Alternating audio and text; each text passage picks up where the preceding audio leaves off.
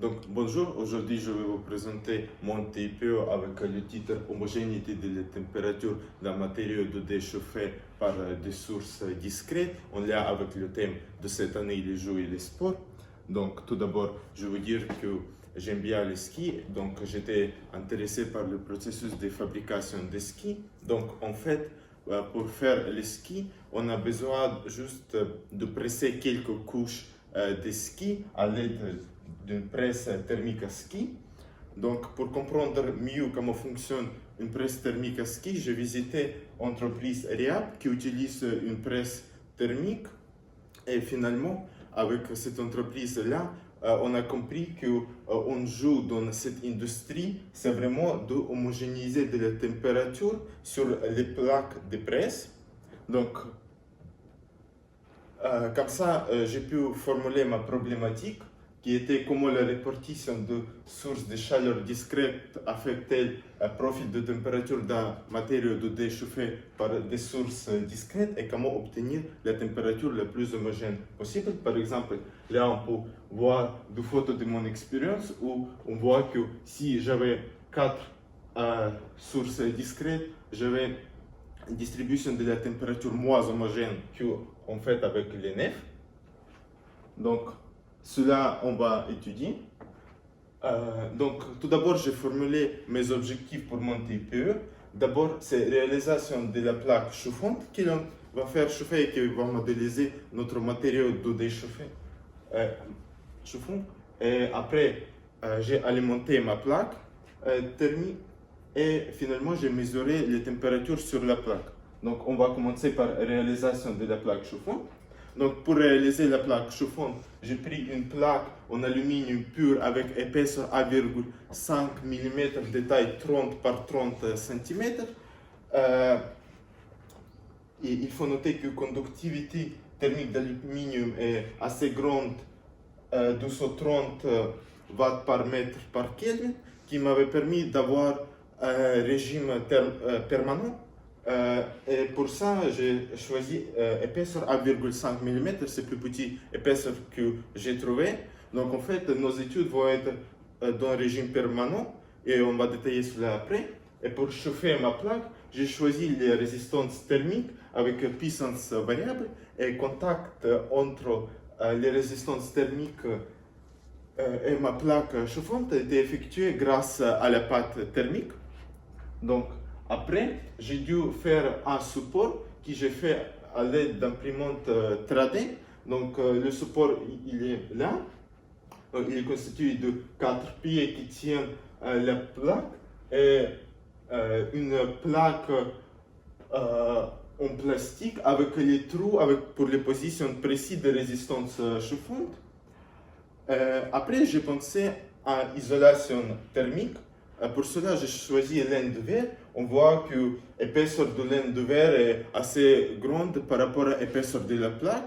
Donc, on va réduire nos pertes thermiques, par exemple par convection avec de l'air. Et j'ai choisi laine de verre parce que la conductivité thermique de laine de verre est assez petite, même en comparant avec l'air, c'est même en ordre de grandeur, mais on réduit les pertes thermiques par convection thermique. Après, j'ai dû alimenter ma plaque, j'ai dû alimenter mes résistances chauffantes. Pour cela, j'ai utilisé les alimentations continues et sur chaque résistance, j'ai pu contrôler l'intensité et le courant. Et finalement, j'ai pu déduire puissance sur chaque résistance. Donc, le montage élémentaire, il est là. Et je me suis dit qu'on va se fixer au niveau de puissance à 16 watts. Et puissance va être toujours également répartie entre les résistances. Donc, voici mon montage, par exemple, pour 9 résistances. Donc, les plus grands montages étaient à peu près 3 fois plus grands. Donc, on voit que j'ai pas mal d'alimentation continue et je contrôle chaque résistance. J'ai pu régler chaque alimentation continue pour avoir même puissance sur chaque résistance. Voilà. Après, on va passer à mesure de température. Donc, pour mesurer les températures, j'ai décidé d'utiliser une caméra thermique. Dans mon cas, c'était caméra thermique Fluke TI 100.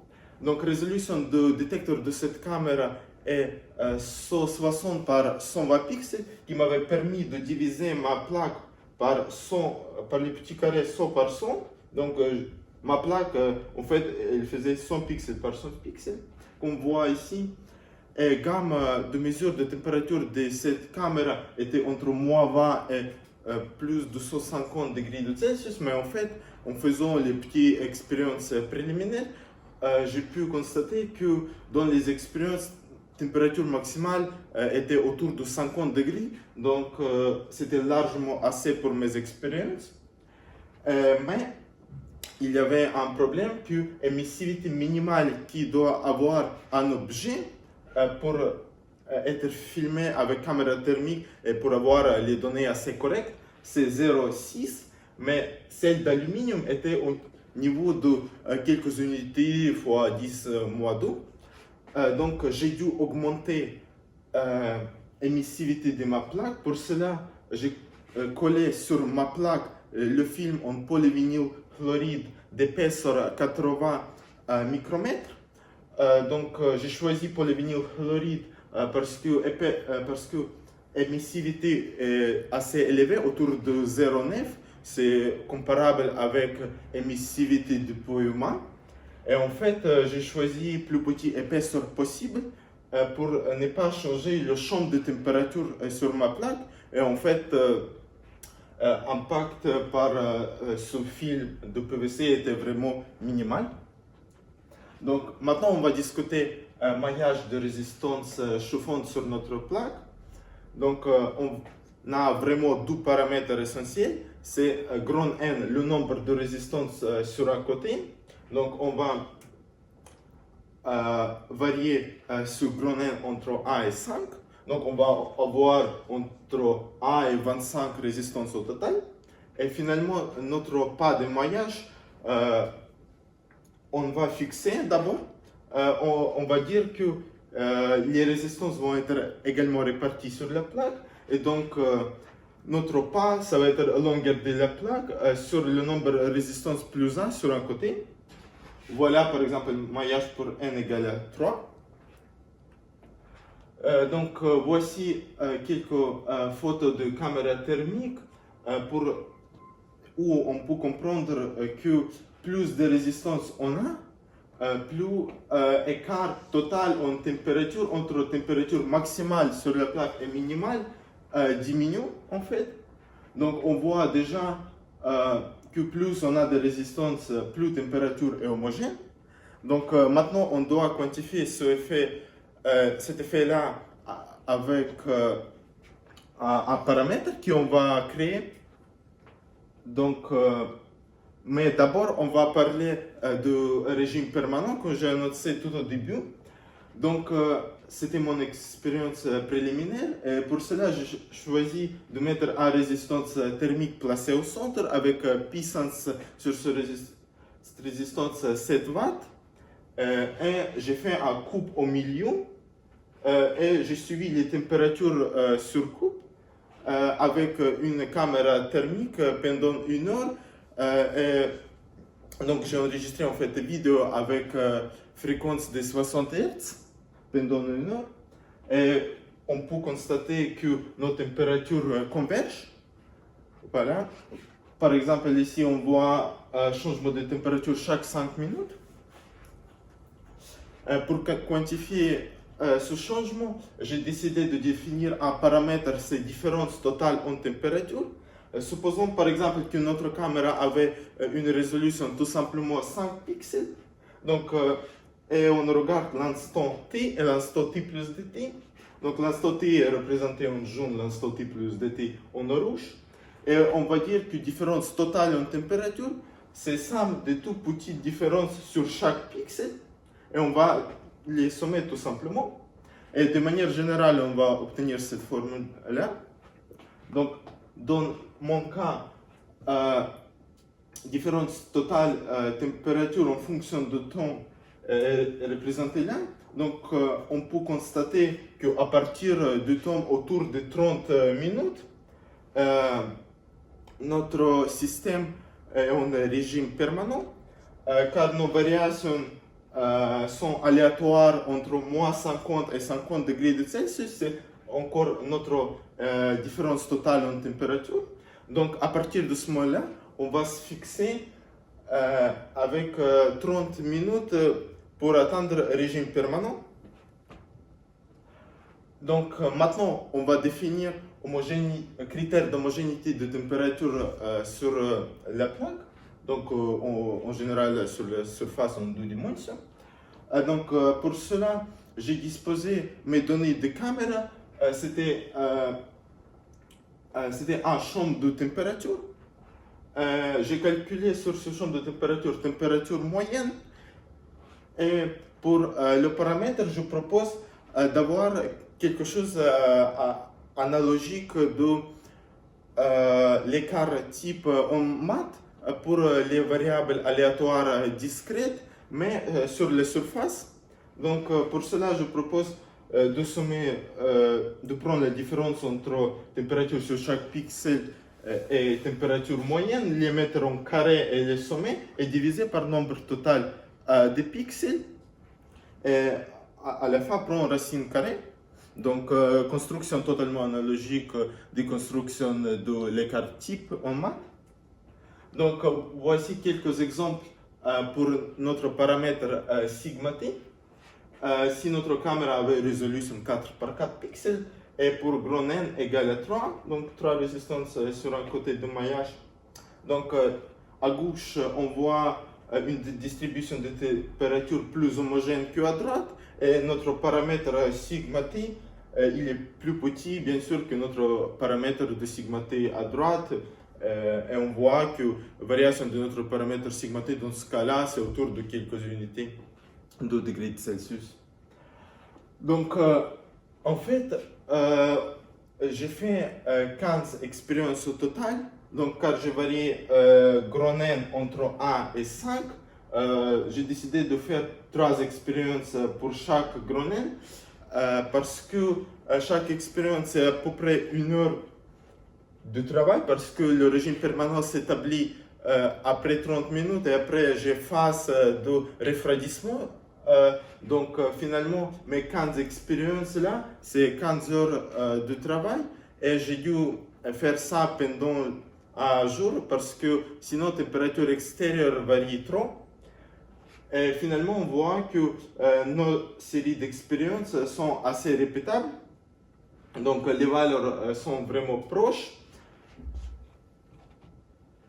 Et finalement, j'ai décidé d'utiliser les incertitudes statistiques de type A sur chaque expérience. Et j'ai eu les incertitudes suivantes. Voilà, donc on peut constater sur ces graphiques-là que notre paramètre sigma t de n diminue avec augmentation de grand N, ce qui est logique car on augmente le nombre total de résistances sur la plaque. Mais après, j'étais un peu curieux et j'ai décidé de faire une modélisation physique de notre expérience. Donc,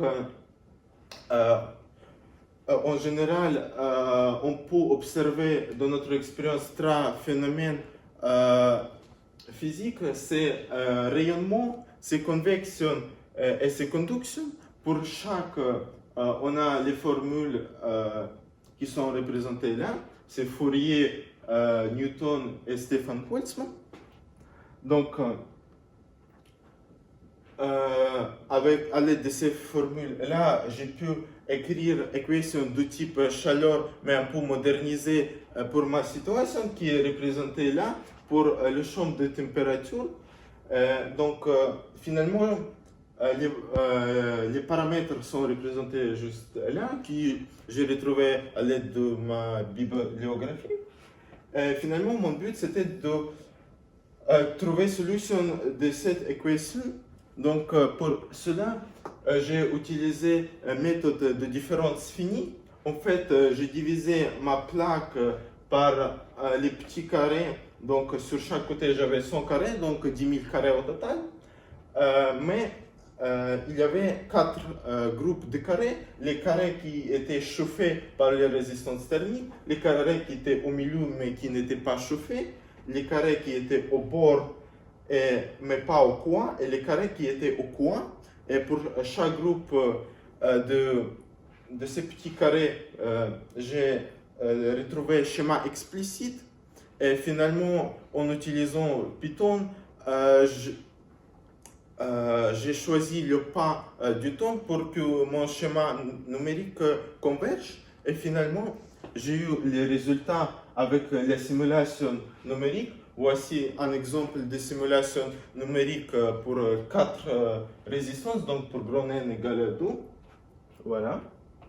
Donc maintenant, on va pouvoir comparer nos résultats théoriques avec les résultats que j'ai eu pendant mes expériences. Donc on voit que les résultats sont assez proches et j'étais vraiment content d'avoir ces résultats, car parfois même on peut constater que nos résultats modélisés donnent domaine des incertitudes et les courbes sont à peu près les mêmes. Voilà. Donc avant de faire conclusion, on va faire un petit recherche annexe. Après, j'étais curieux et j'ai voulu trouver le pas optimal pour chaque maillage. Donc, pour cela, on va changer un peu le maillage va rester le même, mais le pas entre les résistances, on va varier. Par exemple, on a grand N égale à 2 dans ces deux situations-là, mais le pas qui est là, il est plus petit que le pas est là. Et finalement, j'ai pu varier mon grand N entre 2 et 5, parce que pour la résistance qui est placée tout simplement au centre, on n'a pas vraiment de pas. Et mon pas, j'ai varié autour, j'ai varié avec le pas 3 ou 6 mm. Parce que ma plaque était divisée par les petits carrés 100 par 100, donc chaque petit carré était 3 mm. Et dans ce cas général, notre sigma t, ce n'est plus une fonction tout simplement de grand N, mais c'est une fonction de grand N et le pas. Et notre objectif va être de trouver pas minimal qu'on va appeler A min de N, qui va minimaliser sigma t de Na pour chaque grand N. Donc j'ai fait les simulations numériques pour chaque grand N. Et on peut par exemple voir que pour grand N égale à 2, on retrouve que sigma t se minimalise autour de 15 cm. Donc j'ai utilisé incertitude 0,3 cm encore parce que j'ai divisé ma plaque par les petits carrés avec un côté de 0,3 cm. Donc j'ai pris ça comme l'incertitude constante pour toutes mes simulations. Donc pour grand N égale à 3, j'ai retrouvé que A min c'était 10 cm. Pour N égale à 4, c'était 7,5. Pour grand N égale à 5, c'était 6 cm. Donc finalement, j'ai tracé un minimum de N en fonction du nombre de résistances sur un côté, et j'ai pu constater que en fait mes résultats coïncident parfaitement avec courbe f de N égale à grand L sur N, où grand L est longueur ou largeur de ma plaque, qui est en fait le même. Et finalement, j'ai déduit que A min de N est égal à grand L sur N. Et à partir de ça, j'ai pu faire conclusion. Donc pour conclusion, j'ai tracé paramètre sigma t pour le pas minimal. Donc en fait, pour chaque grand N, j'ai mis sigma t minimal qu'on peut atteindre avec notre modélisation. parce que c'est vraiment un maillage qu'on peut utiliser dans l'industrie. Et j'ai décidé de comparer diminution totale de sigma t quand on augmente gros N. Donc, par exemple, quand gros N augmente de A à 2, mon sigma t diminue autour de 72% et après un peu moins. Mais j'ai aussi calculé diminution de sigma t par une résistance ajoutée. Ça veut dire quoi? Ça veut dire que, par exemple, si on passe de maillage A par A vers maillage 2 par 2, en fait, on ajoute 3 résistances. Et diminution de sigma t, c'est autour, si c'est total 72%, donc par une résistance, c'est autour de 24%. Donc, j'ai calculé cette diminution de sigma t par une résistance pour chaque paire de gros N consécutive. Et finalement, je me suis dit, si moi j'étais ingénieur et j'ai dû proposer meilleur maillage pour une entreprise, je vais choisir maillage ou diminution de sigma t pour prochaine augmentation de N va être moins que 5%. C'est pour ça, dans ma conclusion, je vais vous dire que moi, j'ai choisi maillage 4 par 4 comme maillage optimal, car prochaine augmentation de gros N donne moins 4,7% de diminution de sigma t par une résistance ajoutée. Et ça coûte pas ça parce que en vrai chaque résistance ajoutée il coûte aussi. Donc dans mon cas, maillage optimal ce sera 4 par 4 avec le pas minimal L gros L sur 4. Merci pour avoir m'écouté.